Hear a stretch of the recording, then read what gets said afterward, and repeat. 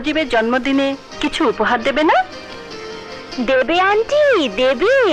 এবং সেই মূল্যবান উপহার আমি সঙ্গে করে নিয়ে এসেছি। কি বলতে চাও তুমি? আমি বলতে চাই তোমার স্ত্রীর উপহারটার মধ্যে একটা নোংরা দুর্গন্ধ লুকিয়ে আছে। মুখ সামনে কথা বলবে রিটা। আমি মুখ সামলালেও তোমার স্ত্রীর কলঙ্ক ঢাকা পড়ে যাবে না? আমার স্ত্রী ফুলের মতো পবিত্র, তার কোনো কলঙ্ক থাকতে পারে না। তুই বোকার স্বর্গে বাস করছিস সজীব। তোর স্ত্রী শুধু কলঙ্কিনীই নয়, তোর স্ত্রী একটা দুশ্চরিত্রা। মা! মা! চুপ কর। তোর ওই অপবিত্র মুখে আমি মা ডাক শুনতে চাই না। মা, তুমি কিন্তু আমার স্ত্রীকে অপমান করছো। যে মেয়ে তোমার সরলতার সুযোগ নিয়ে তোমাকে ঠকিয়ে তোমার চোখে ধুলো দিয়ে পর পুরুষের সাথে প্রেম করে বেড়ায়, তার কোনো মান সম্মান থাকতে পারে না মিস্টার সজীব। চুপ করো। অনেক বাজে কথা বলেছো, আর একটাও বাজে কথা বলবে না। একটাও বাজে কথা বলেনি, যা বলেছে সব সত্য। বেগম, এসব তুমি কি শুরু করলে? আজ সজীবের জন্মদিন, এখানে উপস্থিত অনেক মেহমান রয়েছে, তাদের সামনে তুমি নিজের ছেলের বউকে... ও শুধু আমার ছেলের বউ না, ওর আরেকটা স্বামী আছে। মা, তুমি অনেক নাটক করেছো আমার ভাবিকে অপমান করার জন্য। আজ নতুন নাটক নাই বা করলে? কোনো নাটক আমি করিনি। আমি তোদের চোখের কালো চশমা খুলে দিতে চেয়েছিলাম, কিন্তু তোরা আমার কথা বিশ্বাস করিসনি। আজ আজ তোদেরকে আমি প্রমাণ দিয়ে দেব। ওর শুধু আরেক স্বামী আছে তাই না, ওর সন্তানও আছে। কি প্রমাণ আছে তোমার কাছে? বলো মা, কি প্রমাণ আছে তোমার কাছে যে আমার স্ত্রীর সন্তান আছে? জবাব দাও। জবাব আমি নিয়ে এসেছি। কালুর মা, কালুর মা, ভেতরে এসো।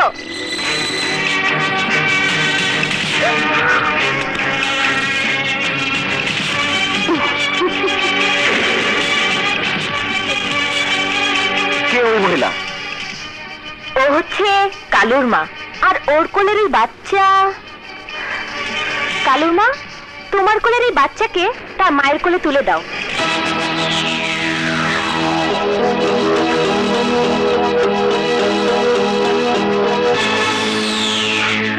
আপনার কি সব ভেজাল আমি বুঝি না। এই লন আপনার সন্তান, আপনি নিয়ে আমার রেহাই দেন।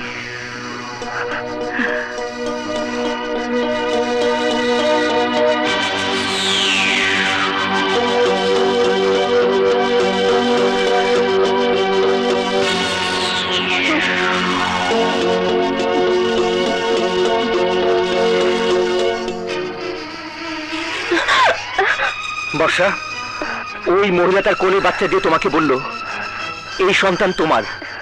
বলো, কার সন্তান এই বাচ্চা? বলো, এই শিশু কার সন্তান? অপরাধ যখন প্রকাশ হয়ে যায় তখন মুখে কোনো কথা থাকে না সজীব। বর্ষা, কথা বলো, তুমি জবাব দাও। বলো, বলো এই বাচ্চা তোমার নয়। বলো, ওরা যা বলছে সব নাটক, সব মিথ্যে। বলো বর্ষা, বলো, জবাব দাও। বর্ষার জবাব দেওয়ার কোনো ক্ষমতা নেই মিস্টার সজীব।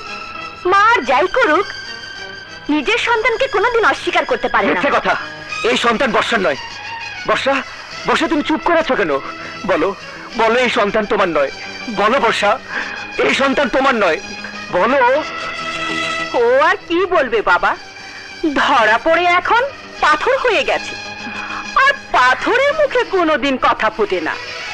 পাথরকেও কথা বলানো যায় মা। আমি ওর কথা বের করছি।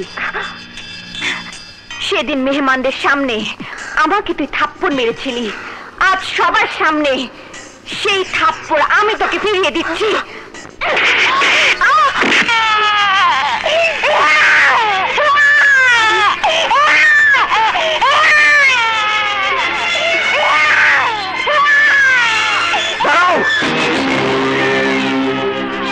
ওই সন্তানকে নিয়ে তুমি আমার ঘরে যাবে না। ভাইয়া, এসব তুমি কি বলছো? চুপ কর তুই। আমার এতদিনের ভালোবাসা, বিশ্বাস সব ভেঙে গুঁড়ো করে দিয়েছে ও। আমি বলছি, এ বর্ষার সন্তান নয় সজীব। বাবা, তাহলে ওকে উত্তর দিতে বলো, এই কার সন্তান ও বলুক। বৌমা, তুমি সত্যি কথাটা খুলে বলো। আমি বলতে পারবো না বাবা। পাপ কি কেউ কোনোদিন স্বীকার করে? অস্বীকার করতে পারো তুমি? কাল ফোন পেয়ে তোমার প্রেমিকের কাছে যাওনি? কমলাপুর বস্তিতে গিয়ে কালুর মার কাছে শিশুকে পালার জন্য টাকা দিয়ে আসুনি? বলো বর্ষা, বলো, উত্তর দাও। না না না, আমি কোনো কথাই বলবো না। তাহলে আমি বলতে বাধ্য হচ্ছি, এই মুহূর্তে তুমি এই বাড়ি ছেড়ে চলে যাও।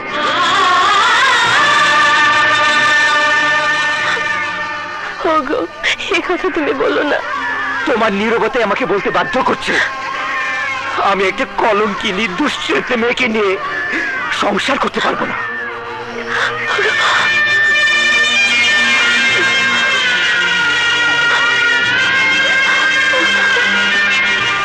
কলঙ্কিনী, দুশ্চরিত্রা মেয়ের এ বাড়িতে কোনো জায়গা নেই। যা, বেরিয়ে যা।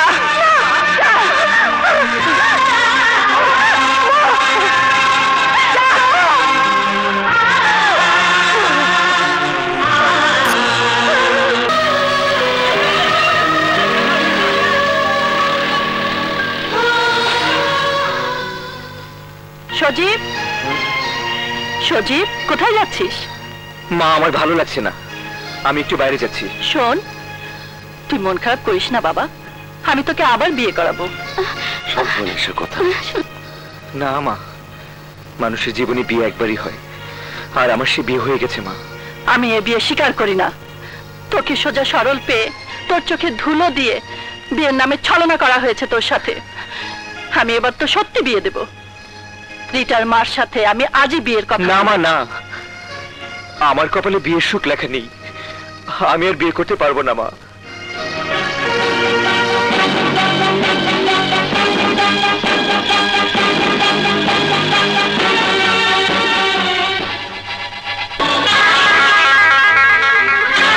তুমি তুমি এখানে কি চাও? আমি আমার স্ত্রীর কাছে এসেছি। তোমার স্ত্রী? হ্যাঁ, আমার স্ত্রী। সজীব, এই সেই ছেলে যার সাথে বর্ষার অবৈধ সম্পর্ক। আমি নিজের চোখে দেখেছি ওকে নিয়ে এক ঘরে ঢুকে যেতে। এরই সন্তান ওই শিশুটা। হারামজাদা, তোর এত বড় সাহস, তুই আবার এ বাড়িতে এসেছিস? রাজু, তুমি? রবি, তোমার ভাবি আমাকে 1 মাস সময় দিয়েছিল, 1 মাস পার হয়ে গেছে। এখন আমি আর সহ্য করতে পারছি না।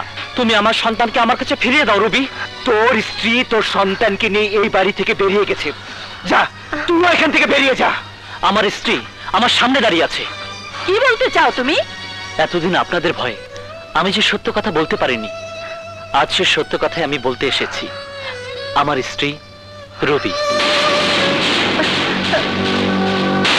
রবি, তুমি যদি তোমার বাবা মা ভাইয়ের কাছে আমার স্ত্রী পরিচয় দিতে ভয় পাও তবে দিও না। আমি তোমাকে কোনো জোর করব না, কিন্তু তুমি আমার সন্তানকে আমার কাছে দিয়ে দাও। তোমার সন্তান? রবি, হ্যাঁ রবি, এসব কি বলছো? বল রবি, এসব কি সত্যি? রবি, রবি, তুমি বলেছিলে যেমন করেই হোক তুমি তোমার বাবা মাকে রাজি করাবে, কিন্তু 2 বছর হয়েছে তুমি কিছুই করতে পারোনি। 2 বছর? হ্যাঁ, যখন রবি চিটাগাং মেডিকেল কলেজে পড়তো এবং হোস্টেলে থাকতো তখন ওর সাথে আমার ভালোবাসা হয়। আমরা লুকিয়ে বিয়ে করি। 1 বছর পরে রবির কোল জুড়ে আমাদের সন্তান জন্ম নেয়। আমি ওকে অনেকবার বলেছি আমাদের বিয়ের কথা জানাতে, কিন্তু ওর পড়াশোনা শেষ হয়নি, তাই আপনারা রাজি হবেন না বলে রবি জানায়নি। রবি, আমার চোখের দিকে তাকিয়ে বল, ও যা বলছে সব সত্যি? হ্যাঁ, সত্যি বাবা। তাহলে তোর সন্তান কোথায়? ভাবির কোলে যে সন্তান নিয়ে বাড়ি ছেড়ে চলে গেছে সে সন্তান আমার। আমার সন্তানকে কালুর মার কাছে পালতে দিয়েছিলাম। ভাবি সবকিছু জেনে গিয়েছিল এবং দায়িত্বও নিয়েছিল, তাই সে কালুর মাকে মাসে মাসে টাকা দিয়ে আসতো আর বলেছিল সময় মতো তোমাদের সবকিছু বলে সে সব সমাধান করবে।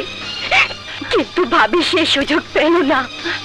মানার কলঙ্কের বোঝা ঘাড়ে চাপিয়ে দিয়ে এই বাড়ি থেকে তোমরা তাকে তাড়িয়ে দিয়েছো।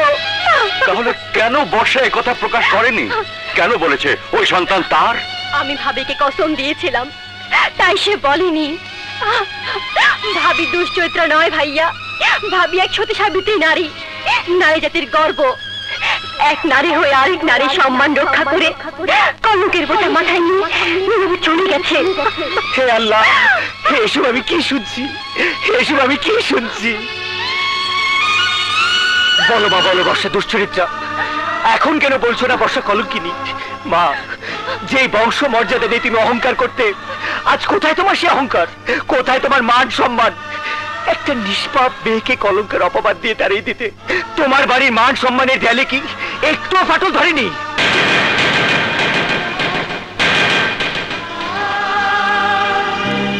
একটা সহজ সরল মেয়েকে দিনের পর দিন অত্যাচার করে দুশ্চরিত্রের অপবাদ দিয়ে বের করে দিতে এই বাড়ির মান সম্মান কি ধুলে মিশে যায়নি?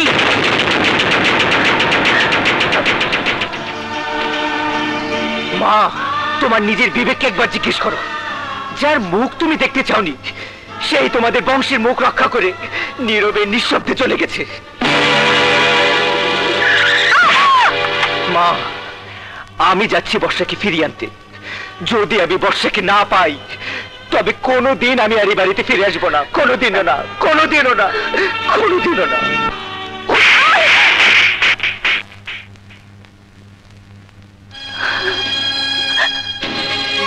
শোনো সালমা, বাবা মার স্নেহ মমতা ছেড়ে মেয়েরা শ্বশুর বাড়িতে শ্বশুর শাশুড়ি নামক এক নতুন বাবা মার কাছে আসে এক নতুন স্বপ্ন নিয়ে।